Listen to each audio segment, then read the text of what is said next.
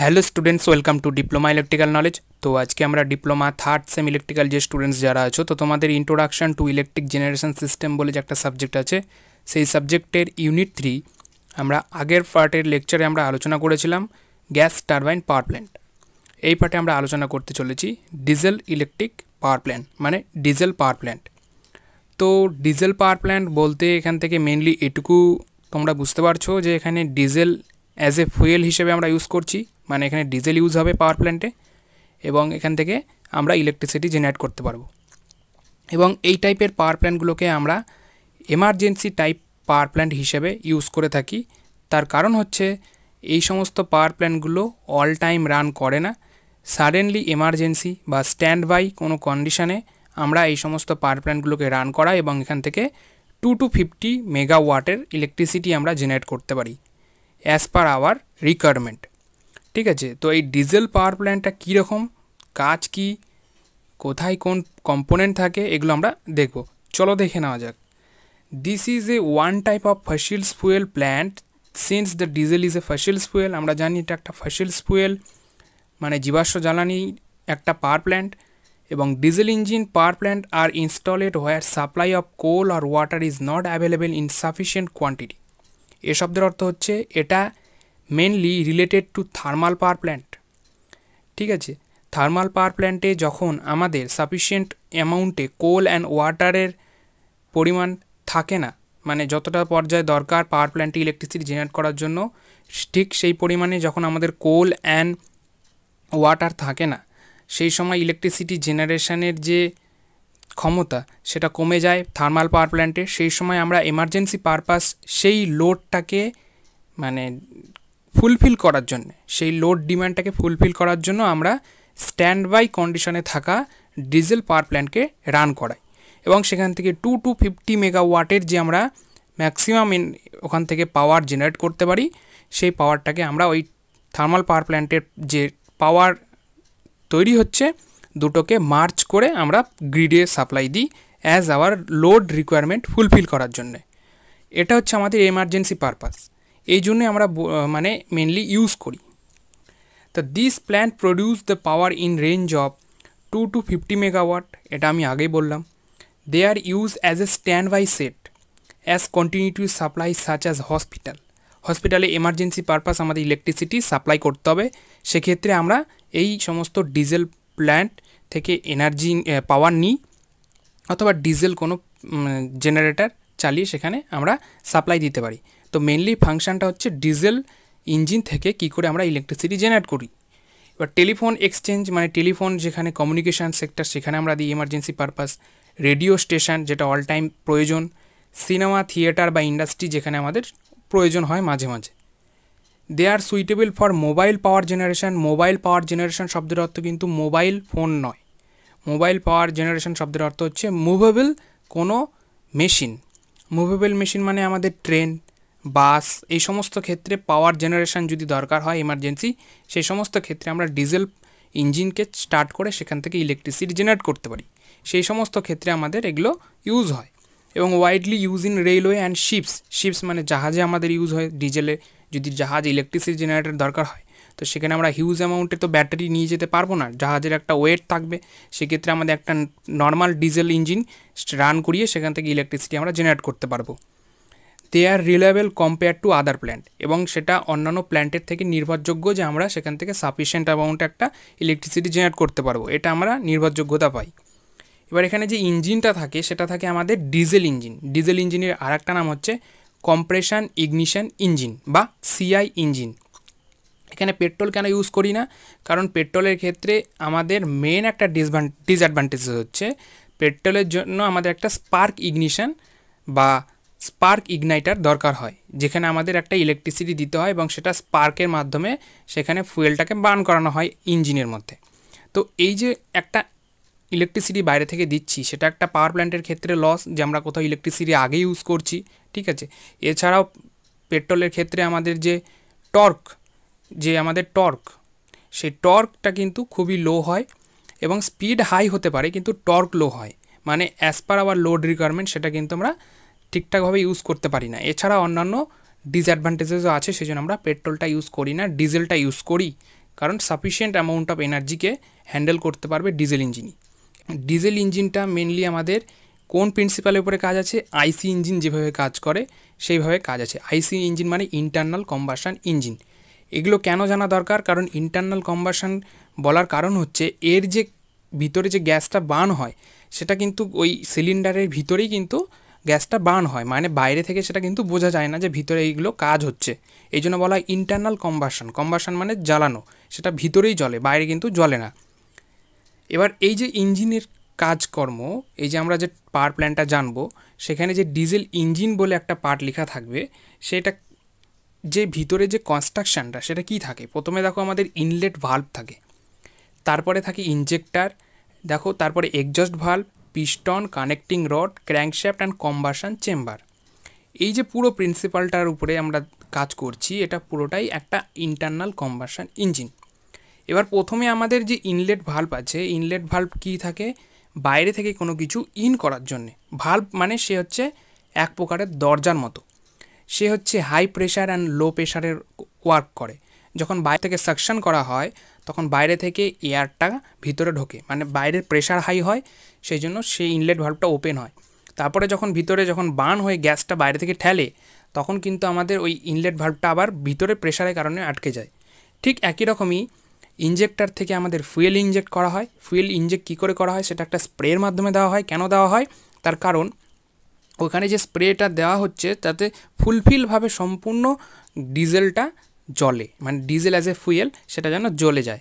কারণ যদি আমরা একবারে ঢেলে দিই মগের মতো করে, তাহলে সেটা পুরোটা কিন্তু জ্বলতে পারবে না, কোথাও জ্বলে যাবে, কোথাও সাইড দিয়ে বেরিয়ে চলে যাবে, ঠিক আছে? এবার যদি স্প্রে করি তাহলে প্রতিটা যে বিন্দু আছে সেই প্রতিটা বিন্দু এক একটা জ্বলতে শুরু করবে বা হিট জেনারেট করবে।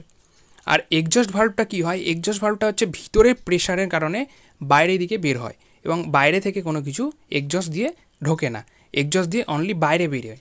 কী বের হয়? ভিতরে যে গ্যাসটা হলো সে গ্যাসটা কিন্তু আমাদের পিস্টনটাকে ওয়ার্ক করার পরে সেই গ্যাসটা কিন্তু বাইরে যদি না বের করি, ভিতরে পুরো সিলিন্ডারটা যেহেতু কম্প্যাক্ট অবস্থায় আছে, মানে সিল আছে, সেই জন্য সেটা ফেটে যাওয়ার চান্স থাকে।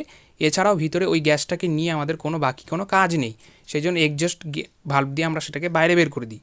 এরপরে পিস্টন মুভ করে, পিস্টন মুভ করার সাথে সাথে তার সাথে একটা কানেক্টিং রড থাকে। কানেক্টিং রড কেন? পিস্টনের যে মুভেবল টর্ক সেটাকে আমরা কালেক্ট করি বাই দ্য গভর্নিং সিস্টেম, এবং সেখানে একটা ক্র্যাঙ্কশ্যাফট থাকে। ক্র্যাঙ্কশ্যাফট কী করে? ক্র্যাঙ্কশ্যাফট হচ্ছে দেখতে কিছুটা বেঁকানো একটা প্লেট।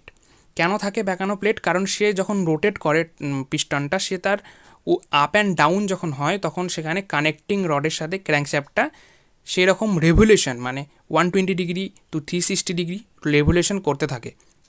রেভুলেশনের কারণে ওর সঙ্গে যে শ্যাফটটা কানেক্ট থাকে, সেইটাই শ্যাফটটা যখন অল্টারনেটারে কানেক্ট করব তখন অল্টারনেটারের শ্যাফট ঘুরলে এখান থেকে ইলেকট্রিসিটি জেনারেট করতে পারবো। এই হচ্ছে মেন প্রিন্সিপাল আমাদের ভিতরে ডিজেল ইঞ্জিনের।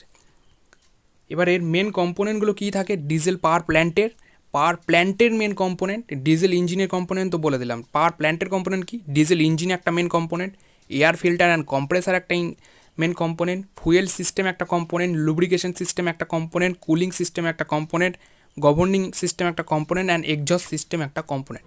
এই যে এবারে দেখো ডিজেল ইঞ্জিনটা কী কাজ করছে সেটা প্রথমেই বলে দিলাম, একটু এখানে ভালো করে দেখে নাও। সেটা হচ্ছে এটা মেন কম্পোনেন্ট যেহেতু ডিজেল পাওয়ার প্ল্যান্টে, সেই জন্য এখানে আমরা এটার যে ক্লাসিফিকেশান সেটা 2 স্ট্রোক অ্যান্ড 4 স্ট্রোকে হয়।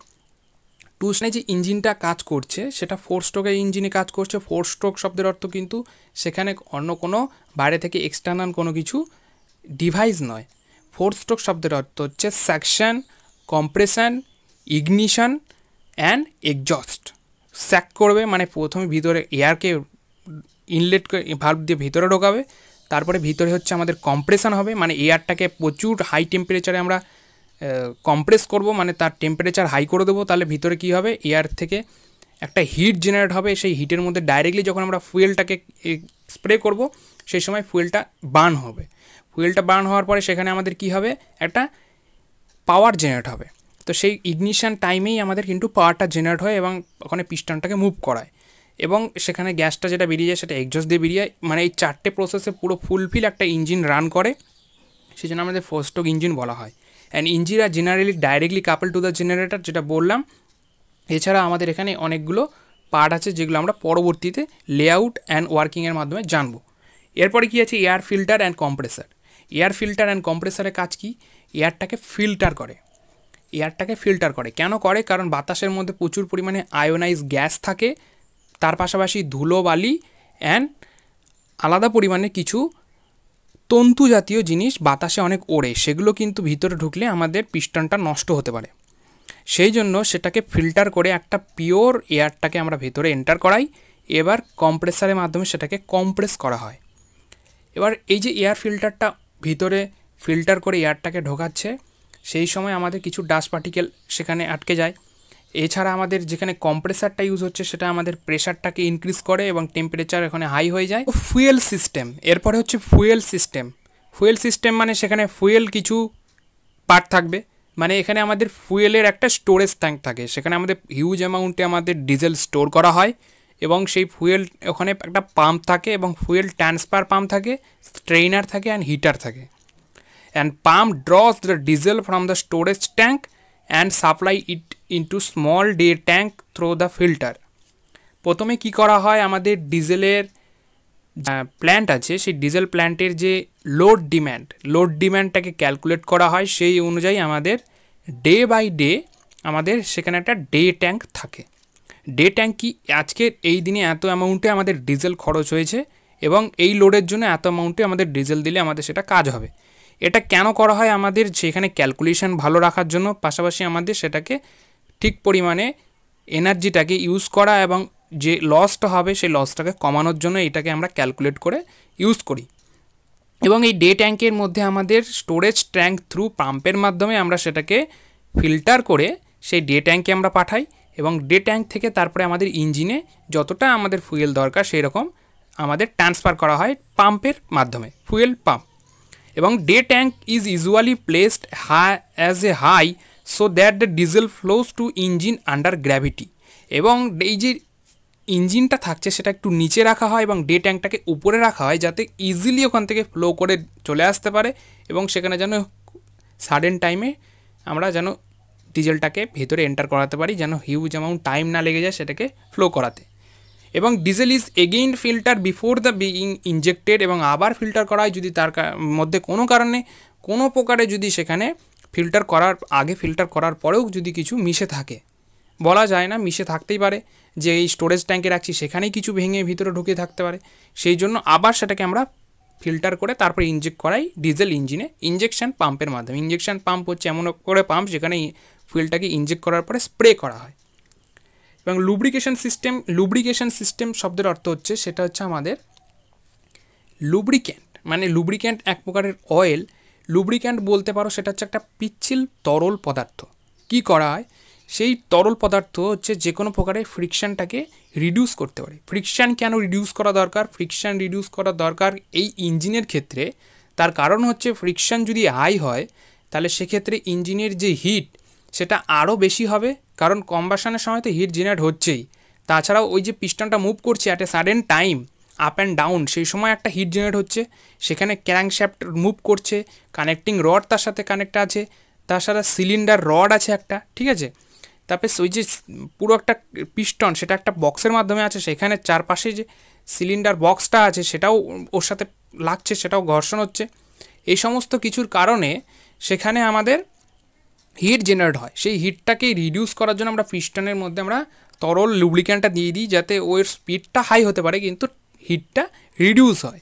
হ্যাঁ, এই যে লুব্রিকেশন সিস্টেমটা আমরা সেখানে মুভ করাই লুব্রিক্যান্ট পাম্পের মাধ্যমে, এবং সেখানে যে হিটটা আমরা ওখান থেকে কালেক্ট করছি, লুব্রিক্যান্টটা যখন ওখান থেকে হিটটাকে কালেক্ট করছে ওই ফ্রিকশানের মাধ্যমে, সেই হিটটা তখন লুব্রিক্যান্ট অয়েলের মধ্যে চলে আসে এবং সেটাকে আমরা ঠান্ডা করব কী করে? এবার সেই লুব্রিক্যান্ট অয়েলটাকে আমরা একটা কনডেন্সারের মধ্যে দিয়ে নিয়ে আসি। কনডেন্সারে কী থাকে, একটা ওয়াটার বড় ট্যাঙ্ক থাকে যার মধ্যে দিয়ে ওই পাইপটাকে নিয়ে আসা হয়, বা ওই পাইপের হিটটা আমরা তখন ওই ওয়াটার কালেক্ট করে এবং ওয়াটারটাও হিট হয়ে যায়।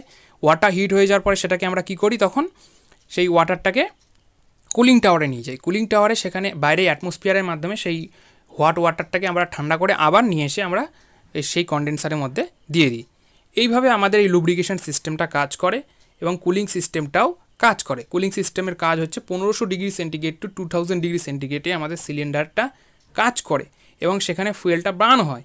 সেই জন্য লোয়ার অর্ডারের টেম্পারেচারে নিয়ে গেলে সেখানে আমাদের সিলিন্ডারটাও সেফ থাকবে এবং সেখানে খুব এফিশিয়েন্টলি কাজও হবে। কারণ যদি সাডেন টাইমে পিস্টন লক হয়, পিস্টন লক হওয়ার চান্স কেন, যদি হিট বেশি জেনারেট হয়ে যায়, ভিতরের যে ম্যাটেরিয়ালগুলো হিট জেনারেট হলে কী হবে, কম্প্রেস হবে, ঠিক, এবং কম্প্রেস হওয়ার পরে সেখান থেকে পিস্টনটাকে আটকে দেওয়ার মতো ক্ষমতাও রাখতে পারে, সেই জন্য পিস্টন লক হয়ে যাওয়ার চান্স থাকতে পারে। সেই জন্য আমরা সেখানে একটা ওয়াটার কুলিং সিস্টেমও দিয়ে দিই। লুব্রিক্যান্টের পাশাপাশি ওয়াটার কুলিং সিস্টেমও তার আশেপাশে থাকে। ওয়াটার ইনজেক্ট, সেটা একটা পাইপের মাধ্যমে থাকে, পুরোপুরি আমরা ওয়াটার ফ্লো করাই না, পাইপ ইনজেক্ট থাকে, পাইপের মাধ্যমে সেই হিটটাকে কালেক্ট করে এবং সেই হিটেড ওয়াটারটাকে আবার কুলিং টাওয়ারে নিয়ে গিয়ে ঠান্ডা করে আবার আমরা সেখানে ইনজেক্ট করাই। এইভাবে আমাদের কুলিং সিস্টেমটাও কাজ করে। এবং গভর্নিং সিস্টেম কী করে, গভর্নিং সিস্টেমের মেন কাজ হচ্ছে regulate the speed of A engine. যে ইঞ্জিনটা আছে, ক্র্যাঙ্কশ্যাফটের আগে যে কানেক্টিং রড, তারপরে যে আমাদের গভর্নিং সিস্টেমটা থাকে, সেই গভর্নিং সিস্টেম সেই ইঞ্জিনের স্পিডটাকে রেগুলেট করে এবং সেটা আমরা সাপ্লাইয়ের অ্যাকর্ডিং, মানে লোডের অ্যাকর্ডিং আমরা সেখানে ইঞ্জিনের স্পিডটাকে রেগুলেট করতে পারি। এবং এক্সজস্ট সিস্টেম, যেটা বললামই প্রথমে, যে গ্যাস যেটা থাকে সেটাকে আমরা আউটলেটের মাধ্যমে, মানে আউটলেট ভাল্ব বলা হয়, মানে এক্সজস্ট ভাল্ব বা আউটলেট ভাল্ব, সেটা দিয়ে আমরা বের করে দিই। এবার পুরোপুরি একটা ডিজেল পাওয়ার প্ল্যান্টের এই যে ডায়াগ্রাম তোমাদের সামনে কী হয়, এখানে প্রথমে ডিজেল পাওয়ার প্ল্যান্ট, এই লেআউটটা বোঝার আগে আমরা ওয়ার্কিংটা একটু বুঝে নিই। ওয়ার্কিংটা কি, the air and fuel mixture act as a working medium in diesel power plant. কেন বলা হচ্ছে, তার কারণ এয়ার অ্যান্ড ফুয়েল দুটোর মধ্যে যদি যে কোনো একটা বাদ দিয়ে দিই, তাহলে আমাদের এই ডিজেল পাওয়ার প্ল্যান্টের ওয়ার্কিংটা হবে না। তার কারণ বুঝতেই পারছো, কম্প্রেশন ইগনিশন, কম্প্রেস কাকে করতে পারবো, এয়ারকে কম্প্রেস করতে পারবো। এবং এয়ার যদি কম্প্রেস হয়, তাহলে হিটেড হয়, তাহলে সেখানে যদি সাডেনলি কোনো আমাদের ফুয়েল অ্যাড হয়, তাহলে সেটা ইজিলি বার্ন হবে। তাহলে এই যে এয়ারটা, সেটা যদি বাদ দিই তাহলে ওয়ার্কিং করবে না, আর যদি ফুয়েল বাদ দিই তাহলে তো ওয়ার্কিং করবেই না। ঠিক আছে, এইভাবে আমাদের এই ওয়ার্কিংটা প্রথমে কাজ শুরু হয়। তারপরে কি হয়, অ্যাটমসফিয়ার থেকে এয়ার ইনসাইড করে কম্বাসন চেম্বার নিয়ে নেওয়া হয়, তারপরে সাকশন স্ট্রোক হয়, ফুয়েল ইনজেক্ট হয়ে ইঞ্জেকশন পাম্পের মাধ্যমে, এবং air fuel is mix inside the engine and charge is ignited due to the high compression inside the engine cylinder. And basic principle is diesel engine is start, the thermal energy is converted into mechanical energy. First কি হয়, আমাদের সেখানে heated combustion engine, যেটা আমাদের আইসি engine বলছি, internal combustion engine, সেটা তার hit energy থেকে মেকানিক্যাল এনার্জি তৈরি করে। কী করে করে, হিট, ওখানে কম্প্রেস এয়ার থাকে, সেই ফুয়েলটা বার্ন হওয়ার পরে হিটেড গ্যাসটা কম্প্রেস করে চারিদিকে, যেহেতু একদম কম্প্যাক্ট, মানে সিল করা থাকে, কোনো ফাঁকা নেই, সেই জন্য গ্যাসটা ভিতরে একটা প্রেশার ক্রিয়েট করে, নিচে সিলিন্ডার নিচে মুভ হয়, এবং সিলিন্ডার যেহেতু একটা মেকানিক্যাল পার্ট, সে মেকানিক্যাল এনার্জি তৈরি করে, এবং মেকানিক্যাল এনার্জি থেকে আমাদের যেহেতু অল্টারনেটর কানেক্ট থাকে, সেই জন্য সেখান থেকে ইলেকট্রিসিটি আমরা প্রডিউস করতে পারি। এই হচ্ছে আমাদের মেন ওয়ার্কিং। এবার ডায়াগ্রাম আমরা এখান থেকে বোঝার চেষ্টা করছি। প্রথমে হচ্ছে আমাদের ডিজেল পাওয়ার প্ল্যান্ট। তো ডিজেল পাওয়ার প্ল্যান্ট কেন বলা হচ্ছে, ওইটুকু পার্টে আমাদের ডিজেল ইঞ্জিনটা কাজ হচ্ছে। এবার ওখানে প্রথমে লেফট সাইডে দেখো আমাদের একটা আছে ফুয়েল অয়েল ট্যাঙ্ক, যেটা বললাম fuel storage tank, day tank থাকে, ডে ট্যাঙ্ক থেকে আমাদের পার ডে আমাদের এখানে ফুয়েল ইনজেক্ট করা হয় এবং সেটা ফিল্টার করা হয় প্রথমে, তারপরে পাম্পের থ্রু আমরা ফুয়েলে ইনজেক্ট করে দিই। মানে তো এই যে ইনটেক এয়ার ফিল্টার, এখান দিয়ে আমরা এয়ারটাকে ফিল্টার করে প্রথমে ভেতরে নিয়ে যাই। তারপরে কি হয়, আমাদের কম্প্রেসারের যে এয়ারটা আছে, সেই কম্প্রেসারের এয়ারটাকে কেন ইউজ করা হয়, এটা আমাদের মেনলি এফিসিয়েন্সি বাড়ানোর জন্য। এর কাজ হচ্ছে পরে, প্রথমে আমাদের এয়ার ইনটেক্টারের মাধ্যমে আমরা এয়ারটাকে ভেতরে নিয়ে যাই, মানে এক প্রকারের সাকশন হয়। সেই সাকশন শুরু হওয়ার আগে কি করে সেই সাকশনটা হয়, সেইটা জানতে গেলে সেটা প্রথমে আমাদের বুঝতে হবে যে কী করে সাকশনটা হচ্ছে। প্রথমে আমরা নর্মাল যে আমাদের ডিজেল যে আমাদের ইলেকট্রিক জেনারেটারগুলো আমরা ইউজ করে থাকি, যে কোনো আমাদের ইন্ডাস্ট্রিতে বা নর্মালি আমাদের emergency purpose diesel electric generator, সেখানে আমরা কি করি, একটা হ্যান্ডেলের মাধ্যমে, মানে ওটা প্রাইম মুভারের মাধ্যমে আমরা সেখানে ভিতরে একটা কম্প্রেশন তৈরি করি। সেই কম্প্রেশন তৈরি করা মানে ভিতরে একটা সেকশন হবে। সেকশন শব্দের অর্থ হচ্ছে ভিতরে হচ্ছে হাওয়া বাইরে থেকে টানবে, সেইটা শুরু হয় প্রথমে। এবার সেটা যেহেতু ছোট একটা ইলেকট্রিক জেনারেটর, সেখানে সেই জন্য সম্ভব, কিন্তু নর্মাল আমাদের বড় যদি পাওয়ার প্ল্যান্টের হয়, সেখানে ইঞ্জিনটাকে স্টার্ট করার জন্য আমরা ইন্ডাকশান মোটর ইউজ করি। তো এই যে ইন্ডাকশান মোটরটা ইউজ করছি সেটা প্রথমে আমাদের সেকশন করতে সাহায্য করছে, মানে এয়ারটাকে টানছে ভেতরের দিকে। এবার বাইরে থেকে এয়ারটাকে ফিল্টারের মাধ্যমে ভিতরে ঢোকানো হয়, এবার সেটা কম্প্রেস হয়। এবার সেই কম্প্রেস এয়ারটা যখন আমাদের প্রচুর হিটেড হয়, তারপরে আমাদের ফুয়েলটাকে ভেতরে ইনজেক্ট করানো হয়। মানে সেই সময় সেকশনের পরে আমাদের ফুয়েলটা যখন দেবে তখন আমাদের কম্প্রেশন শুরু হবে। কম্প্রেশন শুরু হওয়ার পরে সেইখানে আমাদের যে হিটটা জেনারেট হবে, ঠিক আছে, সেই হিটটা জেনারেট হবে সেই ফুয়েল ইনজেক্টারের মাধ্যমে যখন স্প্রে করছি তখন আমাদের এখানে বার্ন হওয়ার পরে হিটটা জেনারেট হচ্ছে এবং সেখানে গ্যাসও তৈরি হচ্ছে এবং সেই হিউজ হিটেড গ্যাস আমাদের একটা বড় ফোর্স সেই পিস্টনের উপরে তৈরি দিবে, যেটা প্রথমে ইঞ্জিনটা দেখালাম সেখানে আমাদের যে পিস্টনটা থাকছে সেই পিস্টনের উপরে দেবে। সেই ইঞ্জিনটা দেখো, এখান থেকে ভালো করে বুঝতে পারবে তোমরা। এই প্রথমে আমরা যখন ওখানে ইনলেট দিয়ে এয়ার ভেতরে এন্টার করাচ্ছি এবং ইনজেক্টর দিয়ে যখন ফুয়েল দিচ্ছি, ফুয়েলটা মিক্স হয়ে যখন ওখানে বার্ন হচ্ছে, গ্যাস তৈরি হচ্ছে, সেটা আমাদের সেই কম্বাসন চেম্বারে গ্যাসটা পিস্টনের মধ্যে একটা ফোর্স ক্রিয়েট করছে, মানে থার্মাল এনার্জি মেকানিক্যাল এনার্জিতে কনভার্ট হচ্ছে। এরপরে কি হচ্ছে এখানে, সেই হওয়ার পরে আমাদের এফিসিয়েন্সি বাড়ানোর জন্য এই কম্প্রেশন বা কম্প্রেসার স্টার্টিং এয়ার ইনটেক আমরা ইউজ করি। কেন করি? বাইরে থেকে এয়ারটাকে আরও কম্প্রেস করে ভিতরে ফিল্টারের মাধ্যমে এন্টার করিয়ে দিই। তাতে সুবিধা কী হবে, ভেতরে যে এয়ারটাকে কম্প্রেশন করতে নেক্সট সাইকেলে আমরা যখন কম্প্রেশনটা করব সেই সময় আমাদের একটু টাইম লাগবে। সেই টাইমটাকে যাতে কমানো যায় এবং এফিসিয়েন্সিটাকে যেন পাওয়ার প্ল্যান্টের বাড়ানো যায়, সেই জন্য এই কম্প্রেসারের মাধ্যমে স্টার্টিং এয়ার ইনটেকটাকে ভেতরে আমরা আবার এয়ারটাকে তখন এন্টার করাই।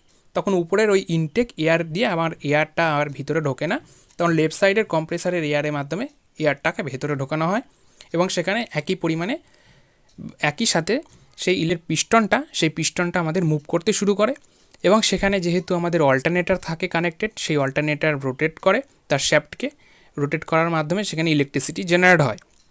এবার সেই যে প্রথমে বললাম যে কম্পোনেন্টগুলো কী কী, সেই কম্পোনেন্টগুলো এখানেই আছে।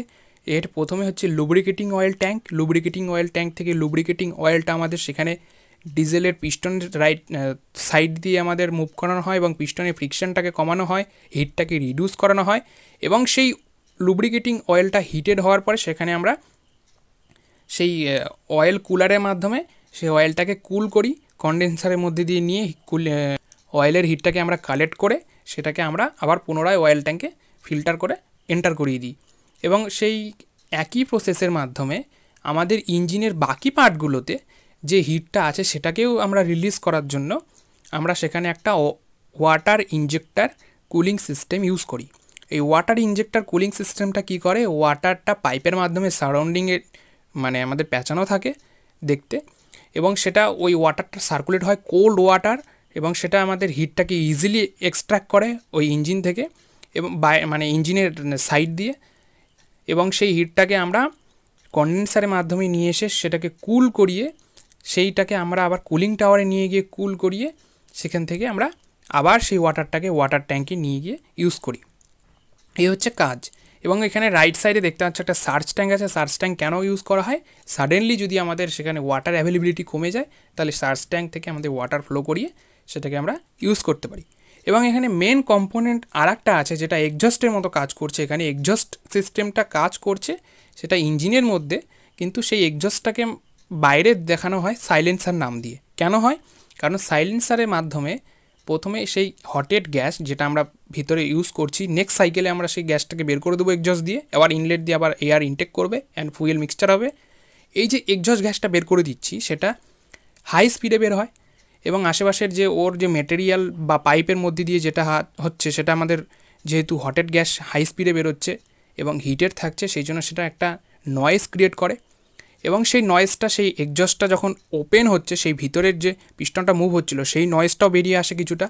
সেই নয়েজটাকে আমরা যাতে কমাতে পারি সেই জন্য সাইলেন্সারের মাধ্যমে সেই নয়েজটাকে আমরা একটু মানে ডিস্ট্র্যাকশান করে সেটাকে এয়ারে মানে আমাদের অ্যাটমসফিয়ারে রিলিজ করে দিই গ্যাসটাকে। তার পাশাপাশি সেখানে নয়েজটাও একটু রিডিউস হয় সাইলেন্সারের মাধ্যমে, ঠিক আছে। নয়েজটা রিডিউস হয় এবং যাতে ইজিলি গ্যাসটাকে বের করতে পারি এই জন্য সাইলেন্সার ইউজ হয়। এছাড়া আমাদের এই ডিজেল পাওয়ার প্ল্যান্টের নর্মালি আর অন্য কোনো পার্ট নেই, এগুলোই মেন কাজ যে প্রথমে আমাদের হচ্ছে ফুয়েল ইনটেক এয়ার ইনটেক করা হচ্ছে, এয়ারের পরে ফুয়েল ইনটেক করা হচ্ছে, ফুয়েল স্প্রে করা হচ্ছে, বার্ন হচ্ছে, গ্যাস তৈরি হচ্ছে, গ্যাস থেকে পিস্টন মুভ করছে, মুভ করার মাধ্যমে ইলেকট্রিসিটি জেনারেট হচ্ছে। এছাড়া একে এফিসিয়েন্সি বাড়ানোর জন্য এবং এর যে থার্মাল সিস্টেম মানে হিটটাকে কমানোর জন্য এই সমস্ত কুলিং সিস্টেম আমরা ইউজ করি এবং এক্সজস্ট সিস্টেম যেটা সাইলেন্সারের মাধ্যমে কাজ হয়। তো নর্মালি এইটুকুই হচ্ছে আমাদের ডিজেল পাওয়ার প্ল্যান্ট। এর কিছু অ্যাডভান্টেজেস আছে। অ্যাডভান্টেজেস হচ্ছে it is easy to design and install this electric station with standard capacity. যে ক্যাপাসিটির মাধ্যমে আমরা ইউজ করি সেই ইলেকট্রিসিটিটা সেখান থেকে আমরা পেতে পারি without small amount of losses ছাড়া আমরা সেখান থেকে ইলেকট্রিসিটি জেনারেট করতে পারি। দেয়ার আর লেস স্ট্যান্ড বাই লসেস, যেহেতু সেটা স্ট্যান্ড বাই বা এমার্জেন্সি সেই জন্য তার লসেসটাও খুবই কম। And they occupy less space, এবং সেটা খুব কম জায়গা নেয়। And they can be started and stopped quickly, এবং সেটা ইজিলি স্টার্ট অ্যান্ড স্টপ হতে পারে। They require less cooling water, এবং কুলিং ওয়াটারের জন্য যে ওয়াটারটা দরকার হয় সেটা খুবই কম পরিমাণে দরকার হয়, কারণ বাইরের সারাউন্ডিংয়ে যে সমস্ত হিটগুলো আছে সেটাকে এক্সট্র্যাক্ট করার জন্য মানে রিলিজ করার জন্য আমরা যে ওয়াটারটা ফ্লো করায় সেটা আমাদের আবার ঘুরে ফিরে কুল করে আবার ইউজ করি। সেই জন্য আমাদের ওয়াটারের যে পরিমাণ সেটা ওই কম ওয়াটার দিয়েই হয়ে যায়, বেশি পরিমাণে ওয়াটার আমাদের ওয়েস্টেজ হয় না। ক্যাপিটাল কস্ট ইজ লেস, মানে ফার্স্টে আমরা যে সমস্ত ইনস্ট্রুমেন্ট ইউজ করি সেই ক্যাপিটাল মোটামুটি আমাদের কস্টটা আমাদের লেস থাকে। And they can be located near the load সেন্টারের কাছাকাছি ইউজ হয়। দূরে আমরা ট্রান্সমিশন করতে গেলে এই ডিজেল পাওয়ার প্ল্যান্টের মাধ্যমে সম্ভব নয়, কারণ এর জন্য যে ইলেকট্রিসিটি যে আমরা জেনারেট করছি সেটা সাডেনলি আমরা সেই লোডে ডেলিভার করতে পারি by the converter and transformer এগুলোর মাধ্যমে, কিন্তু সেটাকে আমরা হিউজ অ্যামাউন্টে আমরা ট্রান্সমিট করতে পারবো না, কারণ এর পাওয়ার ক্যাপাসিটি হচ্ছে 2 to 50 megawatt. And there is no ash handling plant and easier lubrication system. এর কোনো অ্যাশ নেই এবং লুব্রিকেশন সিস্টেমটা ইজি, কিন্তু ডিসঅ্যাডভান্টেজেসও একটু আছে, যেটা হচ্ছে হাই অপারেটিং কস্ট, ডিজেলের কস্ট খুবই হাই। এছাড়া যে মেনটেনেন্স কস্ট, লুব্রিকেটিং অয়েলের কস্ট, তার পাশাপাশি এর যে কম্প্রেসারের মেশিন অ্যান্ড স্টার্টিংয়ে যে huge amount of electricity generation, এই সমস্ত কিছু একটু অপারেটিং কস্ট এর হাই হয়। মেনটেনেন্স অ্যান্ড লুব্রিকেশন কস্টটাও মাঝে মাঝে হাই থাকে বিভিন্ন সময়। ক্যাপাসিটি ইজ রেস্ট্রিক্টেড, যেহেতু 2 to 50 মেগাওয়াট সেই জন্য ক্যাপাসিটিটা রেস্ট্রিক্টেড, এর বেশি আমরা জেনারেট করতে পারি না, কারণ এর ইঞ্জিন ক্যাপাসিটি এতটাই। এবং নয়েজ প্রবলেম একটু হয় এর যে ইঞ্জিনের, এবং ক্যান নট সাপ্লাই ওভারলোড, এবং ওভারলোড কন্ডিশন মানে আমাদের যখন হিউজ অ্যামাউন্টে লোড ডিম্যান্ড পড়ে যায় সেই জন্য আমরা সেই সময় কিন্তু হিউজ অ্যামাউন্টে সাপ্লাই দিতে পারি না। অন্যান্য পাওয়ার প্ল্যান্টে আমরা করতে পারি, কারণ এটা এমার্জেন্সি পারপাস ইউজ করছি, আমরা নর্মাল পাওয়ার প্ল্যান্টের সঙ্গে মার্চ করে পাওয়ার প্ল্যান্টকে হেল্প করতে পারি, কিন্তু এর থেকে কিন্তু বেশি আমরা দিতে পারি না। এবং দ্য আনহাইজিনিক এমিশন একটা হয়, গ্যাস যেগুলো তৈরি হয় সেখান থেকে বিভিন্ন প্রকারের আনহাইজিনিক যেগুলো আমাদের অ্যাটমসফিয়ারকে পলিউট করে মানে দূষণ করে। The life of the diesel plant is less, এর লাইফটা খুবই কম, কারণ এর যে ইঞ্জিন ক্যাপাসিটি সেগুলো মেনটেন্যান্সের পাশাপাশি এর যে এফিসিয়েন্সি সেটা ধীরে ধীরে কমতে থাকে। 25 to 45 ইয়ার্সের লাইফ স্প্যান, এবং 10% করে এর এফিসিয়েন্সি ডিক্রিড হয় প্রতি বছরে। অ্যাপ্লিকেশান যেগুলো বললামই প্রথমে, মেন হচ্ছে আমাদের medical sector, thermal power plant, যে কোনো পিক লোড প্ল্যান্ট যেখানে আমাদের প্রচুর পরিমাণে ডিম্যান্ড, সেক্ষেত্রে আমাদের স্ট্যান্ড বাই কন্ডিশানে, এমার্জেন্সি কন্ডিশানে সেই লোডটাকে ফুলফিল করার জন্য আমরা সেটা ইউজ করতে পারি। মোবাইল প্ল্যান্ট মানে আমাদের যে সমস্ত ডিজেল প্ল্যান্ট বলতে পারো, আমাদের পুরোনো দিনে আমাদের যে ডিজেল লোকোমোটিভ বা ডিজেল ট্রেন ছিল ইঞ্জিন, সেখানে আমরা ইউজ করতাম। নর্মাল যে আমাদের যে নর্মাল গাড়ি, সেই গাড়িতেও আমরা এইভাবে এই প্রসেসে ইলেকট্রিসিটি জেনারেট করতে পারি। মানে মোবাইল প্ল্যান্ট মানে যেটা movable plant. Emergency plant like hospital, কোনো আমাদের স্কুল, ইন্ডাস্ট্রি, এই সমস্ত ক্ষেত্রে আমরা ইউজ করতে পারি। নার্সারি স্টেশন মানে যেখানে আমাদের যে সমস্ত প্ল্যান্ট তৈরি হয় বা যেখানে আমাদের ছোট ছোট গ্রিড আছে, নর্মাল ক্যাপাসিটি ঠিকঠাকভাবে এমার্জেন্সি পারপাস আমরা ইলেকট্রিসিটি পাই না, সেই ক্ষেত্রে আমরা এগুলো ইউজ করতে পারি।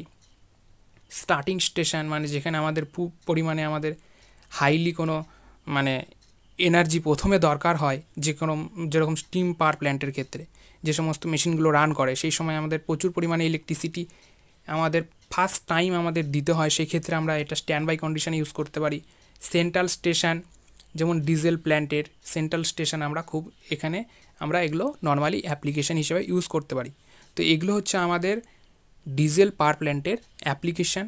এছাড়া আমরা দেখলাম এখানে advantage and disadvantages, layout, working, এবং এর মেন কম্পোনেন্ট যেটা তোমরা এখানে ভালো করে দেখবে সেটা হচ্ছে এই যে ইঞ্জিনটা কী করে কাজ করছে সেটা নর্মালি তোমরা বুঝে গেছো। তো এই হচ্ছে আমাদের ডিজেল পাওয়ার প্ল্যান্ট।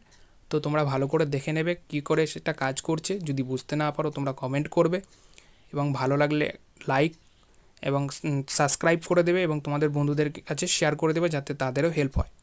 সকলকে thank you, best of lakh.